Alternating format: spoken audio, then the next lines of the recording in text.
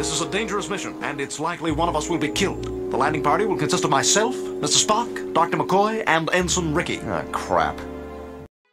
Hello everyone, this is Ensign Rickey back with another video. In today's video, I'm going to do an introduction to the Star Trek original series.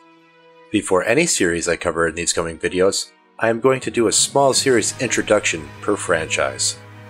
This is to give people who are watching a small backdrop in what I'm going to discuss. As far as the order in which I will be reviewing each episode, I've decided that I'll be going by order of production per franchise. The only exclusion I will make to this is that I will do Star Trek's animated series after the first runs of each of the other Treks. So, my first animated series review will be after I review the first episode of Star Trek Discovery. This is primarily due to the fact that the length of the episodes of the animated series are half that of the normal Trek episode. Star Trek the Original Series, otherwise known as TOS, was, as you guessed it, the first Star Trek series. Star Trek was originally thought out and created by Gene Roddenberry. Gene's main idea for the series was to make a show based off an old television series from the 50s called Wagon Train, and also from stories of his own personal fictional hero, Horatio Hornblower. Wagon Train's concept was that it chronicles an area of the Old West where a band of adventurers on a wagon train make a trek across early 1870s United States. They are traveling from Missouri to California. They get into all sorts of situations along the way and overcome them. Gene Roddenberry took this idea and basically said, why don't we adapt this to space? The story of Horatio Hornblower was that he was an officer in the Royal Navy during the Napoleonic era. At the time of the novels, Horatio was more or less of a superhero of sorts, and he was deeply admired. So much, in fact, that Horatio Hornblower's story was later adapted to television and in the movies. Horatio starts his journey as an often seasick midshipman, and through his cunning, daring, and natural skill, overcomes many different obstacles and enemies. Horatio goes on to eventually get promoted to the Admiral of the Royal Fleet. The leading man of Star Trek's original series, Captain James T. Kirk, portrayed by the legendary William Shatner, was inspired by the character of Horatio Hornblower, as Gene Roddenberry really enjoyed the novels.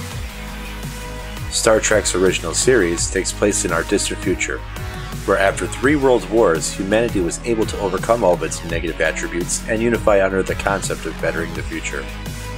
Chronologically, Star Trek's original series takes place third in the entire franchise. This is after Star Trek's newest edition, Star Trek Discovery, otherwise known as STD, and before the franchise's beloved Star Trek The Next Generation, which is also known as TNG. Star Trek's original series first aired on television in the US on September 8, 1966. We are all aboard the Starship Enterprise in the year 2265. Captain James Tiberius Kirk is in command, and is played by William Shatner. Then we have Mr. Spock, who is the first officer to Kirk, played by Leonard Nimoy. For our Chief Medical Officer, we get Leonard Bones McCoy, played by veteran actor DeForest Kelley.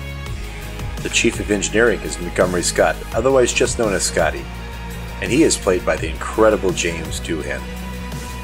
In the head of the Sciences Division, we get Hikaru Sulu, played by the great George Takei. In retrospect, Mr. Spock was also a major primary science officer throughout the whole series. In communications, we have Lieutenant Uhura, played by the beautiful Nichelle Nichols. The helmsman of the Enterprise would eventually become Pavel Chekhov. For most of the first season, Sulu would act as helmsman, until Chekhov arrives in Season 2. Other characters included that we see are Yeoman Janice Rand, played by the gorgeous Grace Lee Whitney, and Nurse Christine Chappell, played by Majel Barrett, who would later become Gene Roddenberry's real-life wife. The Star Trek timeline goes as follows. Star Trek Enterprise takes place from the years 2151 to 2155. Star Trek Discovery takes place in the year 2256, but does not yet have an end date because the show is still in production.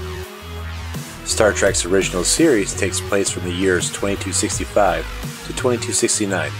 Even though it's not considered canon, Star Trek's animated series takes place in this time period as well. Star Trek The Next Generation takes place from the years 2364 to 2370. Star Trek Deep Space Nine takes place from the years 2369 to 2375. And finally, Star Trek Voyager takes place from the years 2371 to 2378. So as we can see, Star Trek Enterprise begins the Star Trek franchise as we know it. Then it is followed by Star Trek Discovery 100 years later.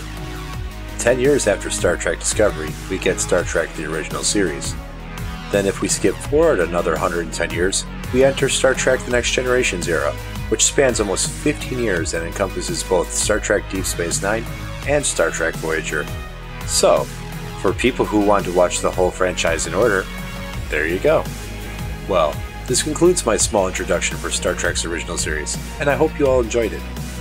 Thank you all for watching, and of course, if you like what you see here, don't forget to join the discussion below, hit the like button, and subscribe.